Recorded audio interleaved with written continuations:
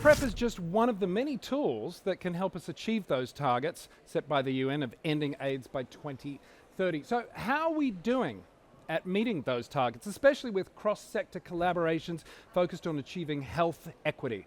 That's the topic of our main conversation today, and joining me is Dan Murphy from Gilead Sciences and the lovely Mercy Shibemba. You're the co-author of the Blueprint report, right? Yeah. A really, really interesting report, I have to say, and really well put together, so thank you for that.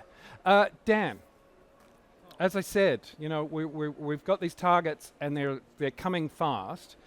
Despite all the achievements to date, you know, we're far from ending this HIV epidemic. What have we got to do to get back on track to, you know, with our collaborative goals to end this epidemic and have good public health by 2030?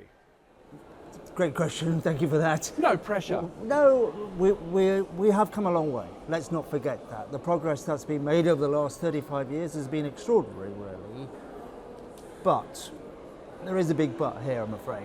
We are not yet on track in most countries around the world to fulfill those commitments and meet those UNAIDS goals of ending the HIV epidemic by 2030. So what can we do? I think there are three areas that we really can focus on. One is that we do need sustained funding for those efforts to end the HIV epidemic. The second thing is we really need a personalised care and differentiated care. So there isn't one size fits all of care that the HIV response needs to adopt. It should reflect what individuals need. And the second thing is really to value and recognise the role of innovation in treatment, in prevention, in service delivery, something that isn't given sufficient weight, but is actually those tools, those innovative tools, are really going to be what helps us get to that extra mile and last mile in ending the HIV epidemic. Yeah, Mercy, how great is the risk of countries deprioritising HIV, you know, over other health conditions, you know, especially? What's the knock-on effect of that, do you think? So the knock-on effect of not meeting these targets is really quite dangerous. So we've seen that in the COVID pandemic, a lot of funding was kind of rerouted out of HIV into that emerging pandemic. But what we know is there are so many lessons that we've learned over the years from HIV, and we're still not quite there yet. And actually, the danger of not meeting those targets means that we're going to have to keep investing more money, more time into trying to solve things that we already have the answers to. And in the meantime, people are dying every day, there's new infections every day, and it's simply not good enough. And I think one of the things that I've really thought whilst we're doing the report, which is called Going That Extra Mile, is making sure that we keep up that momentum and keep up that pace, because we can't afford to be complacent. No, and we talk about equity all the time. Equity seems to be the buzzword of the last couple of years. Dan, how and why is focusing on advancing health equity a critical component of the EHE efforts?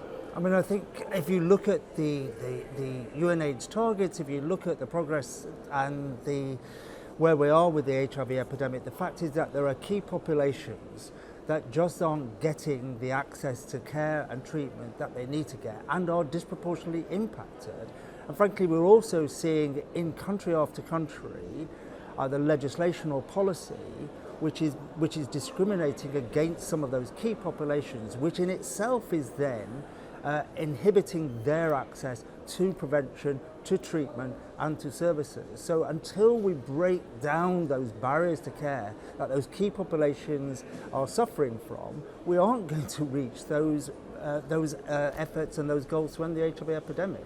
Yeah, and as I said, it is, but those goals are really fast approaching, Mercy. What more should public health leaders be doing to help us hit those targets? Yeah, so in the report we identified 4 priority interventions to help us to reach those targets. So number 1 is about increasing funding for PrEP. We know that PrEP works, we know that it's a great tool, we know that when people have the choice and are able to access it, that they can successfully remain HIV free, and that's a really critical part. We know that an opt-out approach is really important, so having a neutral approach and testing as many people as possible in things like accident and emergency departments is a really key step towards meeting those goals. We also know that HIV care beyond the traditional settings that we have, so going back to that differentiated service delivery, will help us to meet those targets.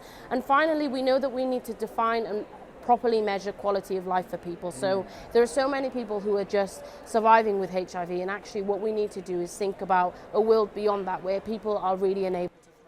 Yeah, and what would you say society's main actions, the everyday person's main actions, to get involved if we're going to do this? So one of the things we identified was the role of stigma and how that really impacts all of these interventions. You can have an amazing clinic that has, you know, treatment and prevention services, but if people are too scared to walk through the door, then that is a huge barrier. And so I think one of the critical things that I would say to people in the general public is educate yourself about HIV and make sure that stigma can be eradicated, because only without stigma can people truly feel enabled to access everything that they need throughout the care cascade. I say this all the time. HIV isn't killing people. It's stigma. It is stigma. Stigma is what is the policies. It's controlling everything. Dan, Mercy, thank you so much for your time. This is a really insightful conversation. Appreciate it. Thank you so much. Thank you.